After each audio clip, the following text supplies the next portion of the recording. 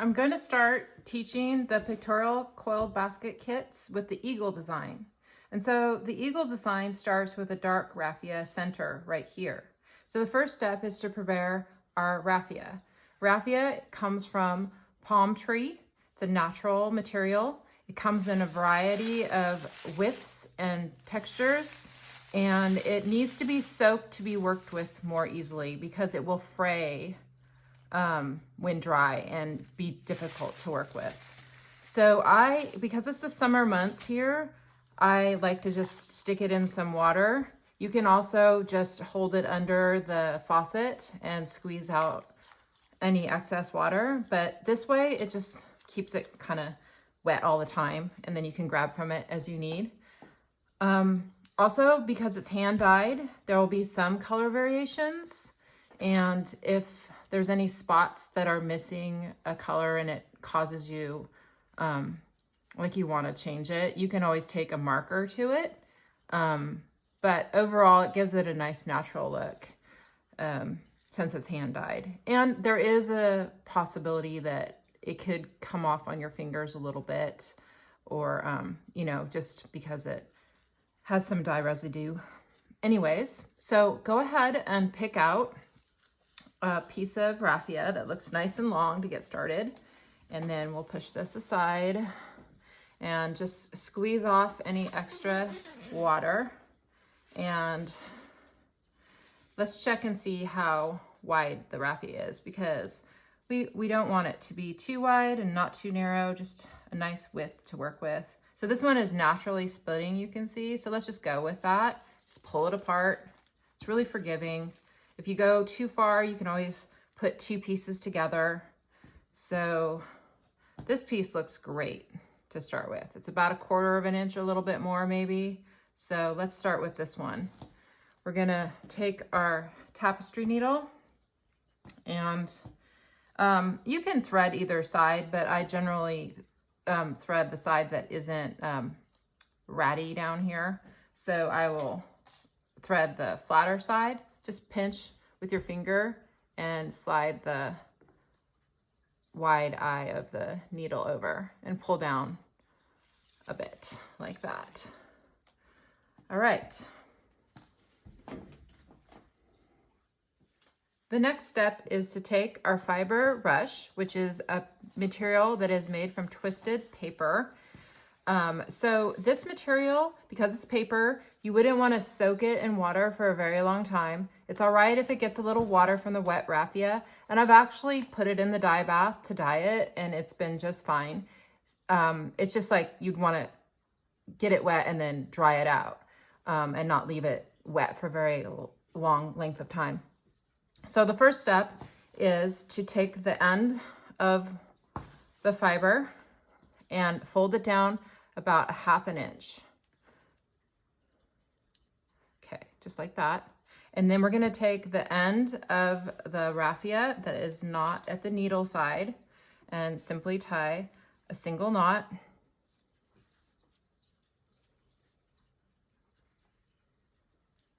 Just to secure it. And then fold this, and keeping the tail along with the fiber rush, which is also called the foundation rod because it's the foundation of the coiled basket.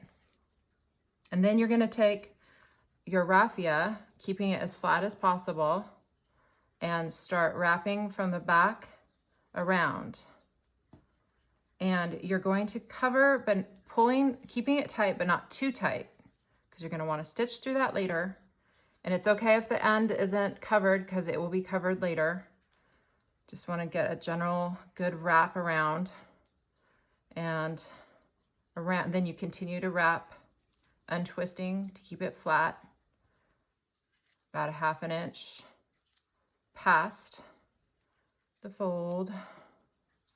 Okay, so that's good. And then, maybe that was one too many. So then we fold it like this. So now we've got it wrapped, and that's the first round around. And then we're gonna take our needle, first flatten it out a little bit, untwist it. Take our needle and take our first stitch just by pushing through right there and pulling out to the back. Slow and steady. And then take the next stitch, a little bit over, and we're going through the center.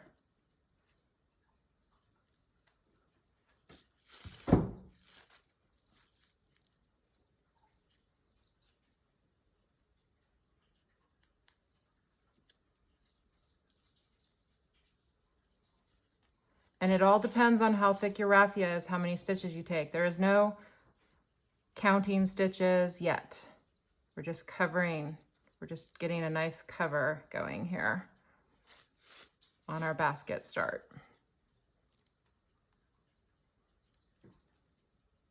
And keep twisting to get it a little flatter as you stitch.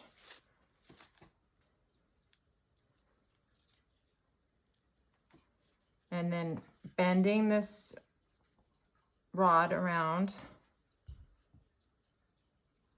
We're making our way to the other side here, the other curve.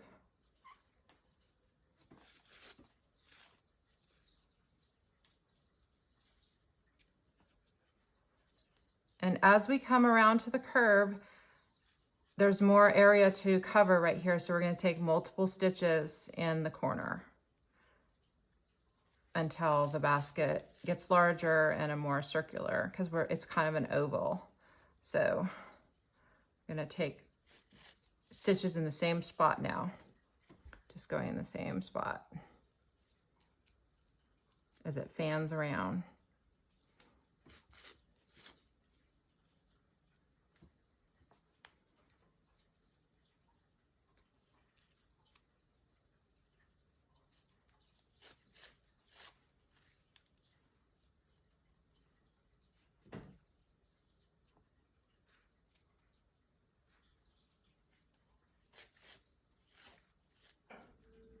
And see, raffia will fray like this, and that's just part of it. You can just carefully clip it off if it has a little fray. So I've gone around the curve here, and we're going to go around now by putting the needle underneath the round that was right before. So insert the needle through the raffia anywhere, splitting it is fine, and come out the other side, covering both the top free rod and the wrapped rod right below it. So, and then move over a little bit, take another stitch, move over a little bit, take another stitch. And here you can see the raffia is a little lighter here, so if I wanted, I could color it with a marker, or I could just leave it as a variation.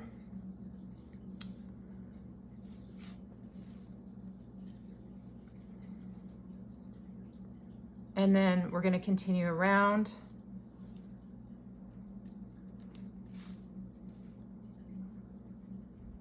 And once again, we're at a corner, so we're going to take multiple stitches in the same spot as the shape starts to become more circular.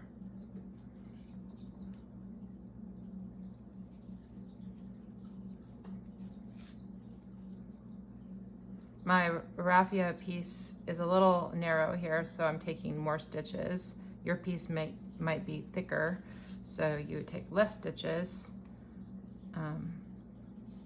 It's all just depends on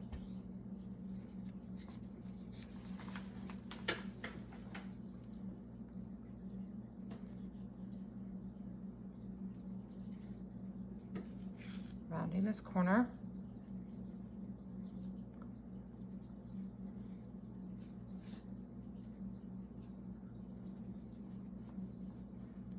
And once we reach around, we can start poking through some, about halfway here, we can poke through. some raffia of the prior round, and always going over the free rod and the rod below. And that's important when we start doing the design later, to pay attention to when you're stitching, you're actually covering 2 rods. So depending on where you want your design to start.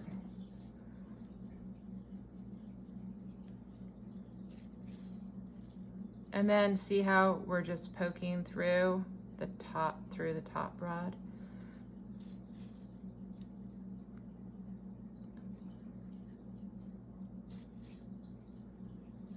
And if your raffia starts to get dry, like mine's starting to get a little dry, then I would just dip my fingers in the water and run it over the raffia just to get it a little damp again.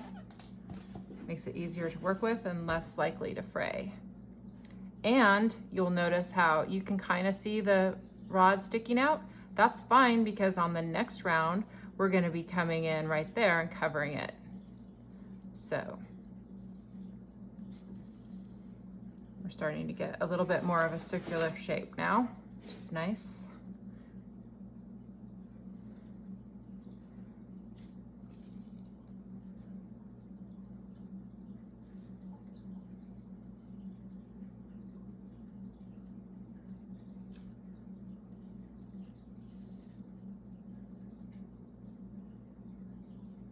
Might have to wiggle the needle a little bit to get it through. The needles are pretty strong, they're steel, but they can bend or break. And the reason you have 2 needles with your kit is because you're gonna have multiple colors so that you can keep the strand threaded, the 2 colors, so you don't have to keep switching the needle. Okay, so just stitch around this. And then if you do that, see how I pulled it and I didn't like how it's not flat. You can just pull it out like that, get it flatter, gently pull it. And also you want to keep twisting this paper twist so that it stays nice and tight.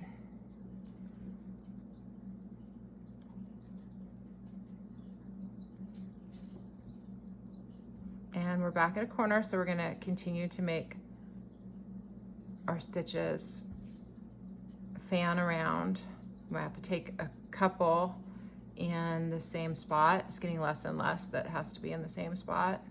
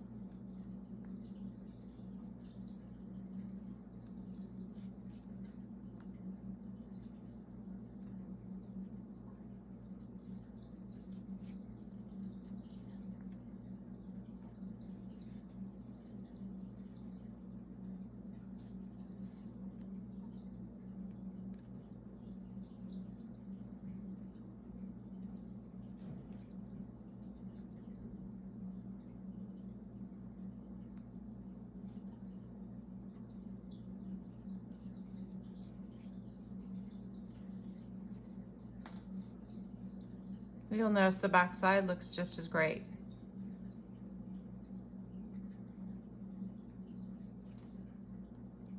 Always take a minute to shape and appreciate and review your work, and also rest your hands.